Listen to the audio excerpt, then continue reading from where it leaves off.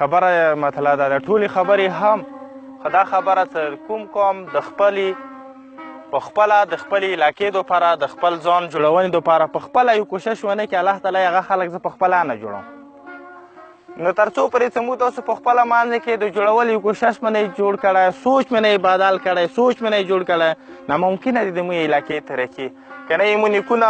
بیا مو نیکونو پسې غور نه کې پلار دا ټول مو تېر شولو خو زیاتره موږ چې خپل نسلونه تابع کړي دي صرف په 2 شیانو کې مو تابع کړلو یو مو سفر مو کړی دی ایمو پلاره 23 کاله ژوند تېر کړی په سفر کې بس ټول سفر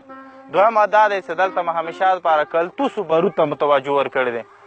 خواږه خواږه ځوانانو په اندیو باندې ختم کړي دي بس دغ سره دښمن دی و دا مو تربور دی و دا دی زه دا خبرې دی ایمو علاقه که دا کوم ځوانان سي که غال شیرزاد دی که موسوسه دی که څمکنی دا ټول خپل خلک دی مو یو دا کوشش سره مو خپل علاقې کې یو داسې کمیټې جوړه کړو چې د هر کلي هغه سړی چې هغه باندې د خپل کلي والا اعتماد وي د سبا مته د هغه څه شکایت مکایت نه وي هغې کمیټې به دلته کار دی چې مو علاقې کې کوم هم کار د حکومت رواني چې مو حکومت سره تعاون وکړو کوم هم کار چې د حکومت ډپارټمنټ رواني چې هغه سره مو سره تعاون وکړو هغه هسپتال وي که هغه سکول وي که هغه بل وي حاجي صاحب درته ویلو چې هغه د پړچینار کې افسر پوښتنه کوله فیض علي صاحب چې تاسو په علاقې کې کوم شی دی چې مو وکړو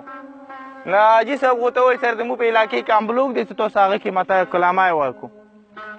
نه روان وخت کې دلته چې څومره هم امبلوک ونې دي فیض علي صاحب غو دا څومکې وهاب علي صاحب غو دو به مو دپاره بقاعده ټیم ریکې بقاعده به کلمې ریکې په خپله به هغو لګی دغې علاقې کې چې څومره هم امبلوکې دي که هغه په غرونو کې دي که په سامي کې دي په هغه کې به کلامه کېږي نه خلکو ته به یې روزګار میلویږي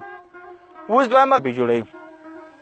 اوس زه تاسو ته یوه بله خبره کوم چې دا کومه کمیټې دا به تاسو جوړوو زر تر زر دا به نن مطلع چې خپل کسان مو ونومړو چې زموږ طرفه دا کسان شولو و دا کسان به دغه نه کار کوي د نه علاوه که بیا هم د حکومت سکیم رتللو څه ترقه کوري نه دا کمیټې به انشاءالله هغه دپاره بھرپور تعاون دپاره ویلوړي خو زه یوه خبره کوم تاسو ټولو ته همیشه دپاره د بل چا خبرو ته توجه مه ورکوو پټان عبدالخالق که د یو سړي صفات کوي بس تاسو دا مه منو چې دا صفات دی او زه که د چا غیبت کوم هلته په دماغ کې ما چا دا به وکي خبره دومره خراب سړی و تاسو ته یم تاسو ته که یو مشر رسي یو ځوان رسي یو سړی رسي درته وایي چې فلاني سړي دا کارونه ځان ته وکړو ته یې مه منه واوره منه یې ما د هغه تصدیق وکړه په هغه باندې ورشه معلومات وکړه چې دا کار داسې دی که نه دی مو تباسره دی وایي نه چې کوم یو سړی د کار والا شي مو بیا په هغو باندې دومره الزامات لګوو چې هغه د کار کومه تجربه یې کومه جذبه یې هغه یې ختموو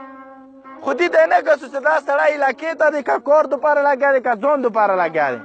مو همیشه دپاره د هغه سړي زبان ته سترګې غړو چې نسلونو نه یې زه برباد کړم یې تو علاقې کې هیڅ شی نشدي پنډونو کول د دغې علاقې حق و روډونو جوړول د دې علاقې حق و اوس تا ته یو روډ روان دی 3 کیلومیټره په واجب دي چې تو اډیشنل پی هلته بتلو چې د هغه پښتورګه وخوږېدو نه نن تو ته 3 کیلومیټره روډ راغلی دی نو زه تاسو ته یم که هر یو هغه سړی ځوان د والي نه ملا و ملک د والی نه استاد د والی نه امام والی صاحب د والی نه د علاقې دپاره رول نشي د کولی علاقې دپاره خبره نشي کولی د علاقې شی ځان ته وړي د علاقې د کونډې بورې شی ځان ته وړي دا د علاقې مشر نشي کېدلی دا د علاقې ځوان نشي کېدلی نه دا د علاقې افسر کېدلی شي نو زه هغه خبره کوم